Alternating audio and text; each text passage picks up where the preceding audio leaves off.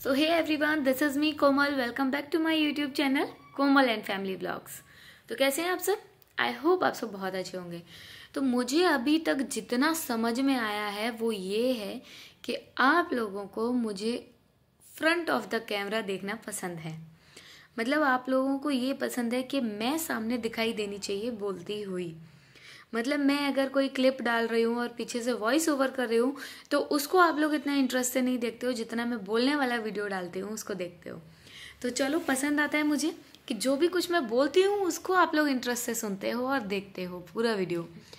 तो बस ये वीडियो भी वही है, मैं आगे एडिट कर रही हूँ। ये मेरा जो वैष्णो देवी का ट्रिप था उसका नेक्स्ट पार्ट है, उसका नेक्स्ट वीडियो है। जो हमने कटरा से चढ़ाई स्टार्ट की थी वहाँ, वो वाला वीडियो है ये। तो कटरा से लेके ऊपर तक मतलब हम लोग कैसे गए, क्या गए, वो सारा कुछ इसमें बताऊंगी मैं आपको, और देखते रहिएगा।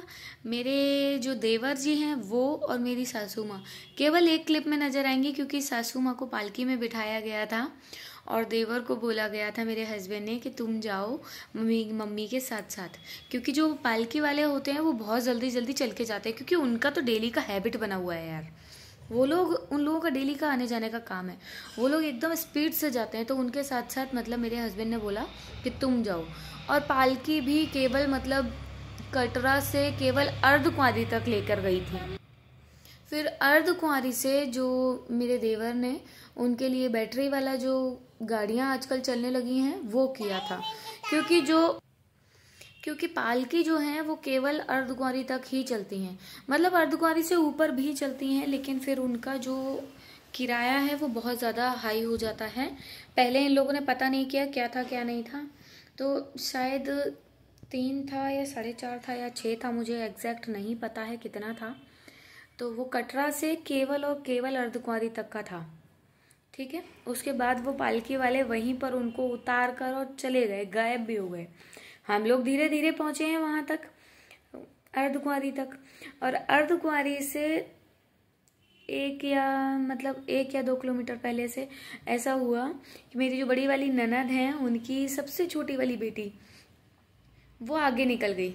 उसने सोचा पापा चल रहे हैं मेरे, पता नहीं किसी आदमी के साथ, वो आगे आगे चलने लगी एकदम। तो जब उसने देखा कि ये पापा नहीं है तो वो मतलब रोने लगी। तो मतलब अर्धकुंवारी पहुंच चुकी थी वो वहां पर, और हम लोग भी अर्धकुंवारी पहुंच गए थे। हमने देखा कि विधि नहीं है हमारे साथ में, हालांकि वो है 6-7 साल की है आराम से, 5-6 साल की तो होगी, 5-6 की नहीं बोलेंगे, 7-8 साल की तो होगी आराम से, क्योंकि 5 का तो मेरा लक्ष्य है। तो वो मतलब वहां पर पहुंच गई तो पुलिस वालों ने रोक लिया। अभी वो लोग जो अनाउंसमेंट सेंटर होता है वो लोग अनाउंसमेंट करते हैं, तो वो जिया जी के नाम से अनाउंसमेंट कर रहे थे। तो हम लोगों ने किसी ने ध्यान नहीं दिया और जीजा जी को भी ये लगा कि मेरे साथ चल रही है, मेरे पीछे चल रही है, तो ऐसे करके हो गया। फिर जब ध्यान दिया कि विधि कहाँ है तो एक लोग इधर, एक लोग उधर, एक लोग उधर, सब लोग इधर उधर मतलब फैल गए एकदम से उसको ढूंढने के लिए। तो वो थोड़ा सा आगे जाके मेरे हस्बैंड और मेरी छोटी वाली ननद, छोटे वाले जीजा जी अर्धकुंवारी की तरफ गए, तो वहां पर वो हमें मिल गई। तो उसके बाद हम सब फिर अर्धकुंवारी गए। फिर अर्धकुंवारी से हमने टिकट लिया, जो कि टिकट मतलब ऐसा था, हम 10-15-20 लोग थे तो 2 टिकट उन लोगों ने दिया उसी पर, एक पर 7 लोग, एक पर शायद 12 लोग, ऐसे करके कुछ कर दिया उन लोगों ने, ठीक है। तो वहां पर हम लोगों ने टिकट ले लिया। फिर हम लोग ऊपर की तरफ चल दिए, मतलब भवन की तरफ हम लोग चल दिए। वो सारा व्लॉग जो है वो मैं पूरा एडिट कर रही हूँ, प्लीज आप लोग ध्यान से देखिएगा। और लौटते टाइम भी हम लोग बहुत ही अच्छे से लौट के आए हैं। भवन में पहुंचे हैं रात में हो गई थी बहुत ज्यादा रात, बहुत ज्यादा ठंड भी हो गई थी। बच्चे जो हैं वो सारे थक गए थे क्योंकि सब पैदल पैदल चढ़ के गए थे। छोटे छोटे थे तो सब सो गए थे, गोदी में ही सो गए थे सब। अक्षु तो स्ट्रॉलर पे ही सो गया था अपनी, तो इस वजह से फिर हमें दुर्गा भवन पे रुकना पड़ गया था रात में। फिर हम भैरव बाबा के लिए निकले हैं सुबह में। तो चलिए नेक्स्ट वीडियो आप लोगों के लिए मैं लगा रही हूँ, तो पूरा वीडियो देखिएगा। सो हे एवरीवन, जय माता दी। और हम लोग निकल पड़े हैं माता के दर्शन के लिए। बाकी के जो लोग थे वो सब आगे निकल गए थे, हम लोग होटल से निकले थे। और अक्षु को मतलब नाना मिल गए। अक्षु को नाना मिल जाए तो समझो जन्नत मिल गई है। अक्षु नाना को नहीं छोड़ते हैं। फिर नाना को बोला मुझे कंधे पे बैठना है, कंधे पे बैठ गया और नाना ने बड़ी खुशी से बिठा भी लिया। मैंने कहा लाओ बैग मुझे दे दो, कि नहीं तुम चलो बेटा आराम से तुम वीडियो बनाओ, हम ले लेंगे, बैग भी ले लेंगे, बैग में वजन नहीं है। मैंने कहा ठीक है, जब भी वजन लगे तो आप मुझे दे देना। और ऐसे जो फ़ोटो स्टूडियो बहुत बने हैं कटरा में, जगह जगह पर आपको मिल जाएंगे। फिर हम लोग पहुंच गए थे जहाँ से चढ़ाई स्टार्ट करनी थी। ये पूरे पहाड़ हैं, आप लोग देख लीजिए।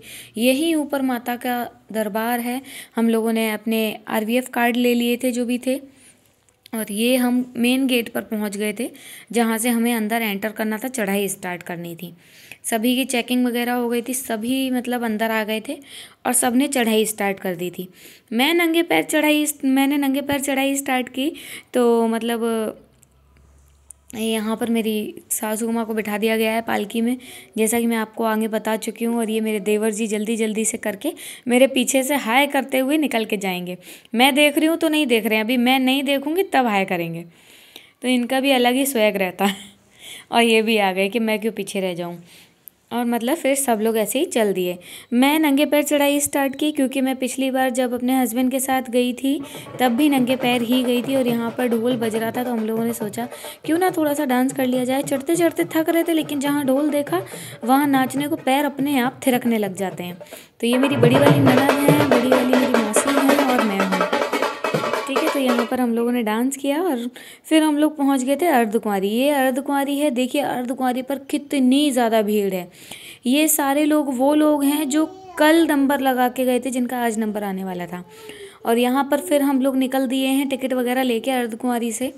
सारे पीछे रह गए हैं, बच्चों को सबको देखते हुए मैं आगे निकल गई हूँ, क्योंकि मेरा बड़ा वाला जो बेटा था लक्ष्य, उसको मेरे हस्बैंड ले गए थे आगे, वो अपने पापा के साथ चला गया था। और ये बड़े वाले जीजा जी हैं, इनका बेटा भी थक गया था तो इन्होंने उसको कंधे पे बिठा लिया है। और ये गुजराती लोग जहाँ मतलब गरबा वाला सॉन्ग बजते देखा, वहाँ इनका गरबा चालू हो जाता है। मुझे भी आता है गरबा, लेकिन मैंने किया नहीं। मैंने कहा लाओ मैं वीडियो रिकॉर्ड कर लेती हूँ, अच्छा रहेगा, आप लोग करो जाके। लड़कियाँ थक गई थी, जो दीदी लोग की लड़कियाँ थी वो लोग नहीं की। फिर थोड़ा सा रात हो गई थी, रात के टाइम मुझे फिर से फीवर चढ़ गया था। और ये बड़ी वाली ननद की दूसरी नंबर वाली बेटी है, ये एकदम मेरी तरह है, मतलब इसको कैमरा पसंद है, फ्रंट ऑफ द कैमरा रहना पसंद है। और ये नज़ारा था माँ के भवन का रात का, जो बहुत ही ज़्यादा सुंदर था। बहुत अच्छे से दर्शन किए, उसके बाद हम लोग दुर्गा भवन पर रुक गए थे सोने के लिए। फिर सुबह उठकर हम लोग निकल दिए थे भैरव बाबा की चढ़ाई के लिए, क्योंकि मुझे सुबह में बहुत तेज़ फीवर था। तो मैंने नहाया नहीं था, मैंने सिर्फ हाथ मुंह धो लिया था, क्योंकि सब ने मना कर दिया था कि बहुत तेज़ फीवर है, नहाना नहीं है, क्योंकि पानी बहुत ज़्यादा ठंडा था। अभी इतनी जनता के लिए गर्म पानी कहाँ से आएगा बोलो। तो आप मेरा पीछे वेशभूषा भी देख सकते हैं कैसी लग रही है। और पीछे छोटे वाले जिया जी हैं, और मेरी मौसी के पीछे मेरे पापा हैं, जो अक्षु का स्ट्रॉलर लिए हुए हैं। जिया जी और पापा दोनों स्ट्रॉलर में धक्का मार रहे हैं, क्योंकि भैरव बाबा की जो चढ़ाई थी वो एकदम खड़ी चढ़ाई थी। मैंने स्लो मोशन वीडियो बनाए थे, तो दीदी और मौसी दोनों बोल रही थी कि अपने स्लो मोशन वीडियो बना लिए, हमारा एक भी नहीं बनाया। तो मतलब मैंने अपनी मौसी की बेटी को फ़ोन दिया, मैंने कहा ले फ़ोन और इन दोनों का स्लो मोशन बना दे एक अच्छा सा। तो यहाँ पर इन दोनों का स्लो मोशन कैसा है आप लोग ज़रूर बताना। फिर हम लोग भैरव बाबा पहुँच गए थे, भैरव बाबा की लाइन में लग गए थे। और ये जो सुबह वाले जितने भी क्लिप्स हैं, ये सारे मेरी मौसी की बेटी ने शूट किए हैं, क्योंकि मेरी तबीयत बिल्कुल भी ठीक नहीं थी। और मेरी जो छोटी वाली ननद है वो एकदम नटखट टाइप की हैं। ये प्रसाद दिखा रही हूँ मैं अपना, हमने प्रसाद ले लिया है। भैरव बाबा पे अपना प्रसाद बचा के रखना पड़ता है बंदरों से सबसे ज़्यादा। और फिर हम लोगों ने मतलब यहाँ रास्ते में देखा बहुत सारे घर बने हुए थे, तो हमने भी अपना एक सबने घर बनाया। तो अभी देखते हैं माता रानी कब तक हमारा घर बनवाती हैं, कब माता रानी की कृपा होती है, कब हम अपना घर ले पाते हैं, तो वो सब आगे देखने मिलेगा।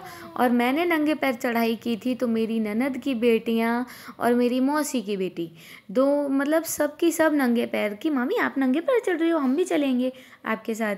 तो कभी नंगे पैर चलें, फिर जब नहीं चला जाए तो शूज़ पहन लें अपने। फिर हम ये सांझी छत पहुँच गए थे। और सांझी छत पर पहुँचने के बाद मेरा जो फीवर है वो एकदम उतर चुका था। आप लोग देख सकते हैं मेरा चेहरा भी खिला हुआ है। और यहाँ से जो व्यू था ऊपर से माता रानी के दरबार का, जो काफ़ी नीचे रह जाता है, माता रानी का दरबार भैरव बाबा से और सांझी छत से काफ़ी नीचे रह जाता है। तो ये व्यू बहुत बहुत बहुत ज़्यादा सुंदर, ये व्यू जो था ना वो दिल को एकदम कैच करने वाला व्यू था। मन कर रहा था कि कभी वापस ना जाएं, बस यहीं कहीं घर बनवा लें और यहीं बस जाएं। इतना अच्छा व्यू था सच में, लेकिन ठंडी रात में बहुत ज़्यादा हो रही थी। और ये अक्षु नाचते गाते हुए ये पूरे दिन पूरे रात मतलब स्ट्रॉलर में रहे हैं, तो ये एकदम अच्छे से नाचते गाते हुए नीचे उतर के गए हैं भैरव बाबा से। तो अक्षु को देख के यहाँ पर सब खुश हो गए थे कि कितने अच्छे से मतलब नाचता गाता हुआ उतर रहा है। और फिर हम लोग ये यहाँ 2 जलपरियों के साथ पहुँच गए हैं बाणगंगा में, क्योंकि बाणगंगा पे चढ़ते टाइम हम लोग नहीं गए थे, तो हम लोगों ने सोचा चलो लौटते टाइम बाणगंगा जी के दर्शन कर लिए जाएं।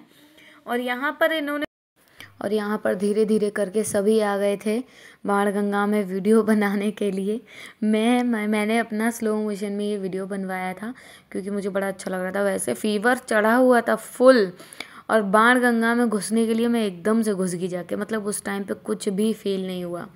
और पानी इतना ज़्यादा ठंडा था ना कि इससे निकलने के बाद जो हालत ख़राब हुई ना, वो तो क्या ही बताऊं, और ज़्यादा भयानक वाली हालत ख़राब हुई, बुरी तरह से बुखार आया था।